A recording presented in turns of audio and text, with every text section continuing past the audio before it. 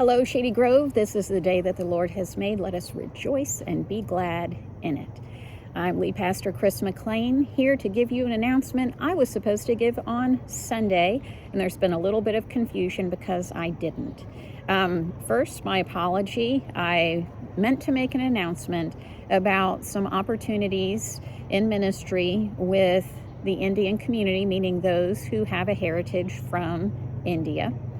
And I put it on the wrong day in my announcement calendar, and so I didn't make the announcement when I was supposed to. The unfortunate effect of that is people started seeing Indian church 9 o'clock on the sign outside a church before they even had a chance to know what it was. And so you all have reached out with good questions. Thank you for that, and keep them coming. Okay, again, my fault. Please forgive me.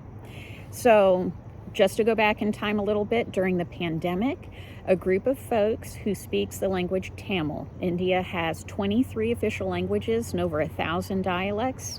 Tamil is a language spoken in the South.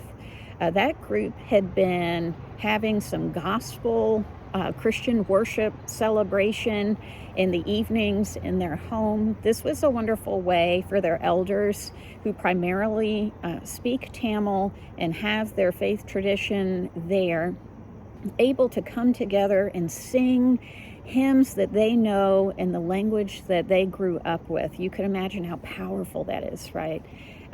We experience the same thing. Maybe as we age, we experience hearing loss, and we really have to attend to the issues of hearing in worship, because it is very painful to come to that comforting place of worship and lose that familiarity and ability to connect. So in a similar way, not being able to have those familiar hymns, not be able to understand fully all that you're hearing, can really impact worship. So they were addressing that at home and got to where they had about 10 to 20, so that was tight for their space. They asked if they could reserve a room. That's something we do all the time with groups, whether that is Ruritan, lifeline screening, vaccinations, Narcotics Anonymous. We have all kinds of groups who have room reservation documents with us and follow our child protection policy information. We have a whole plan for how all that goes. They're asking for a space. We told them we couldn't do it over the pandemic, but check back with us after. Well, a couple of weeks ago, they came, talked to Frank. The very same day, I was approached by Good Shepherd United Methodist Church, our neighbors just down the way, and they have been sponsoring half the salary of a gentleman named Pastor Sam. The other part of his salary is with the Korean United Methodist Church. And he has been running something called Indian Church RVA, which is Good Shepherd's outreach within the community of Indian heritage. Pastor Sam is able to speak between he and his wife, 3 Indian languages, and so that ministry's addressing 3 of those 23. So we just got all those folks together with our program leaders so that we were able to think about, strategically, what do we need, and hear why are they looking to be at Shady Grove. Well, we know because God has been tapping us on the shoulder for years about our neighbors of Indian heritage.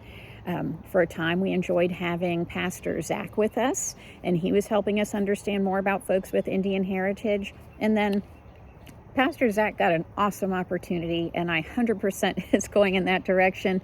He got a residency in what's called clinical pastoral education, and it's just a very proud direction that really equips fine ministers, and that helps him be a person who equips others. And so we let him go into that ministry and wondered again, God, where might be our opportunity to reach our neighbors of Indian heritage? And here it shows up, not just same week, same day.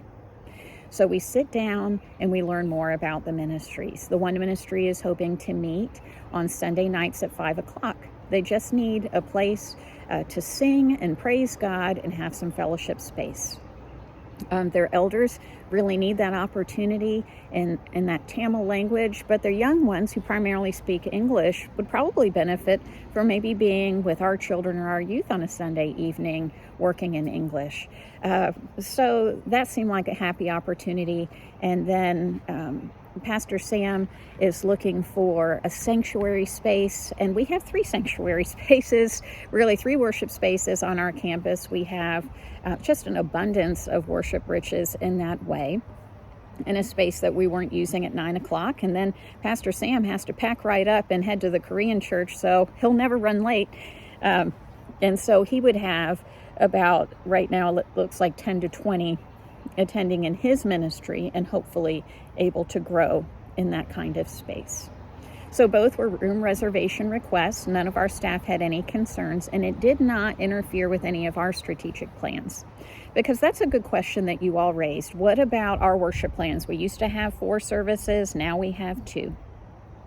A lot of that shift was, we had 4 services, but most of them were sparsely attended, and that was a problem we kept kicking down the road because we love each and every one of those services. But then the pandemic came and sort of took the can away. And when we came back, we said, we just can't be far from one another. We need to be united with one another. We need to address the issue of unity on the campus. It used to be we didn't really know each other across these services, and now we've missed each other through the pandemic. So we came in close and had the 2 services.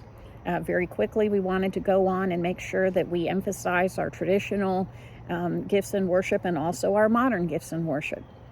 And so we were able to attend to that. There's a big outcry for that. The next outcry is, what about 11 o'clock traditional? We've been waiting. And we did say that that's what we thought would be next. And we said when it looked like 9:30 was about 70% full, it would be time. Because once a room is 80% full, people tend to feel like it's too full. A newcomer might feel like there's not room for them. So statistically, you do want to go on and open a service. It's time. Our plan is to open a 3rd service. The hope is to open it for Advent because that's a time of heightened attendance.